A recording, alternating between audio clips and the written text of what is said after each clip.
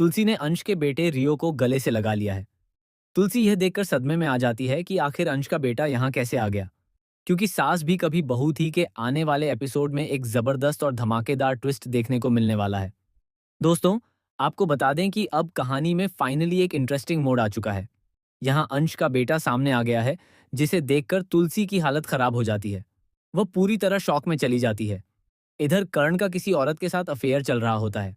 ये बात सामने आने के बाद तुलसी को यकीन नहीं होता कि उसके लाडले बेटे कर्ण ने उसकी परवरिश पर सवाल खड़ा कर दिया। गुस्से में तुलसी कर्ण को थप्पड़ पर थप्पड़ मारने लगती है। तभी वहां अंश का बेटा रियो आता है और तुलसी का हाथ पकड़ लेता है।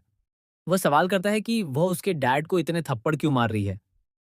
कर्ण उसे समझाता है कि वह ठीक से बात करे, क्योंकि वह उसकी दादी जैसी हैं। लेकिन सच्चाई यह है कि तुलसी उसकी असली दादी ही है। अब दूसरी तरफ कर्ण तुलसी को सारा सच बताने वाला है कि आखिर रियो कौन है। दरअसल रियो नियति का बेटा है, यानी वह अंश का ही बेटा है। अब सवाल यह उठता है कि कर्ण के ऊपर यह जिम्मेदारी कैसे आई और उसे अंश का बेटा कैसे मिला। जैसा कि आप जानते हैं, अंश नंदिनी के पीछे पागलों की तरह पड़ा हुआ था।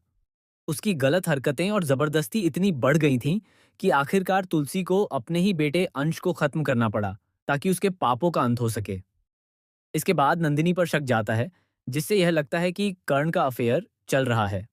जब तुलसी को रियो के बारे में पता चलता है तो वह कर्ण से पूछती है कि क्या यह उसका बेटा है या फिर अंश से जुड़ा कोई सच सामने आने वाला है। कर्ण आखिरकार सच्चाई बताता है कि रियो अंश और नियति के रिश्ते की निशानी है। यह जानकर नंदिनी के पैरों तले जमीन खिसक जाती है। अब जैसे ही तुलसी को पता चलता है कि रियो उसका पोता है, वह खुद को रोक नहीं पाती।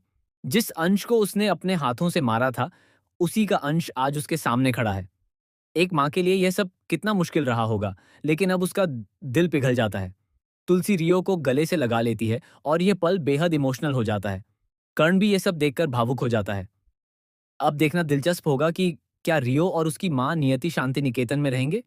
अगर ऐसा होता है तो नंदिनी की जिंदगी में क्या तूफान आएगा। और सबसे बड़ा सवाल, क्या रियो और नियति सच में मासूम हैं या फिर इसके पीछे कोई बड़ा खेल चल रहा है। आपको क्या लगता है आगे कहानी में क्या होगा? अपनी राय जरूर बताएं।